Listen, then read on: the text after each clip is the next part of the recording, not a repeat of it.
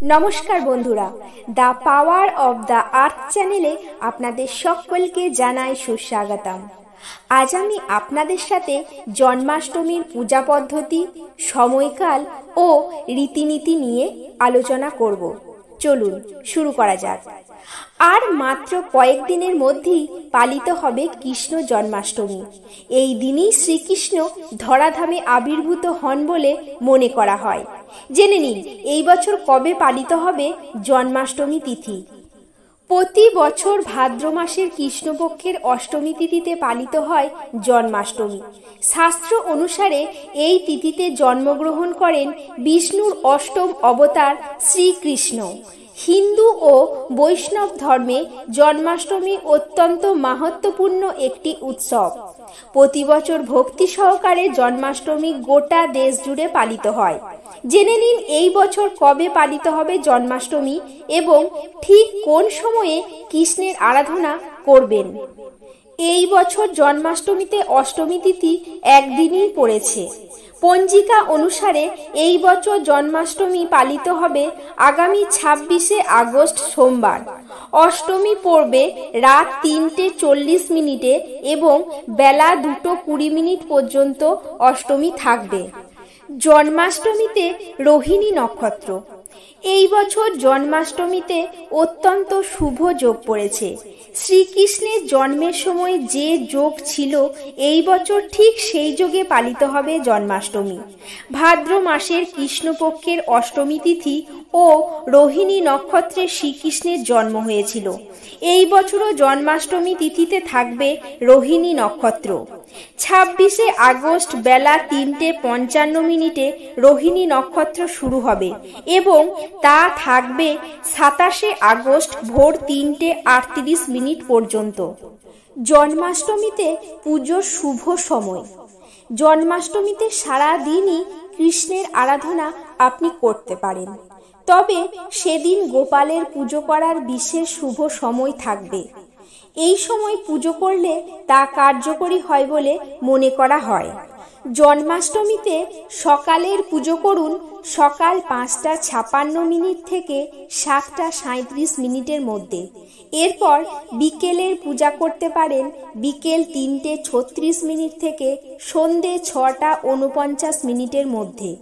তবে জন্মাষ্টমী পুজোর সেরা সময় হলো নিশীথকাল, যা থাকবে রাত 12:01 থেকে 12:45 পর্যন্ত। কৃষ্ণ জন্মাষ্টমীর পূজা বিধি। 1. সকালে স্নান করে তাজা কাপড় পরুন। 2. রাতে শ্রীকৃষ্ণের পালনা বা দোলনা সাজিয়ে পুজোর প্রস্তুতি শুরু করুন এবং মন্দির পরিষ্কার করার জন্য গঙ্গা জল ব্যবহার করুন। 3. পূজা শুরু করার জন্য ধ্যান পালন করুন। ভগবান শ্রীকৃষ্ণের মূর্তিকে শ্রদ্ধার সাথে পালনায় স্থাপন করুন। পালনা না থাকলে কাঠের চৌকিও ব্যবহার করতে পারেন। 4. ভগবানের স্নান অনুষ্ঠান করতে পঞ্চামৃতের 5টি উপাদান দিয়ে প্রতিমায় ঢেলে দিন: দুধ, দই, মধু, ঘি এবং গঙ্গাজল। 5. 5টি উপাদান সংগ্রহ করুন। তারপর প্রসাদ হিসাবে ব্যবহার করে পঞ্চামৃত প্রস্তুত করুন। 6. নতুন পোশাক এবং জিনিসপত্র দিয়ে প্রতিমা সাজান, যাকে দেবতা শৃঙ্গার বলা হয়। 7. দেবতাকে ফুল ও তুলসী পাতা দিন। একটি ধূপকাঠি এবং তেলের প্রদীপ জ্বালান। 8. জন্মাষ্টমীতে শ্রীকৃষ্ণের প্রিয় খাবার নিজের হাতে রেঁধে নিবেদন করলে শীঘ্র ভক্তের ডাকে সাড়া দেন তিনি। পাশাপাশি তাদের সমস্ত মনস্কামনা পূরণ করেন।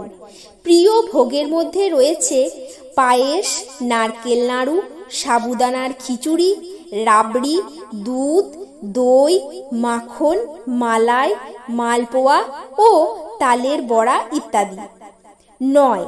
প্রভুকে সম্মান জানাতে কুঞ্জ বিহারীর আরতি গান এবং তারপর পরিক্রমা করুন। 10.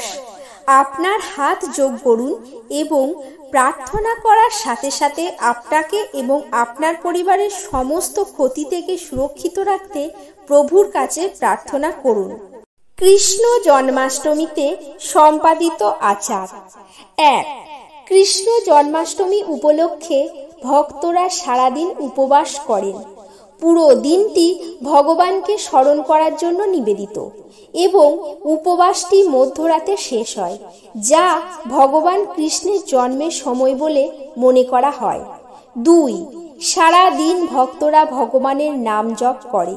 তাদের ভক্তি ও নিষ্ঠায় বাতাস ভরে।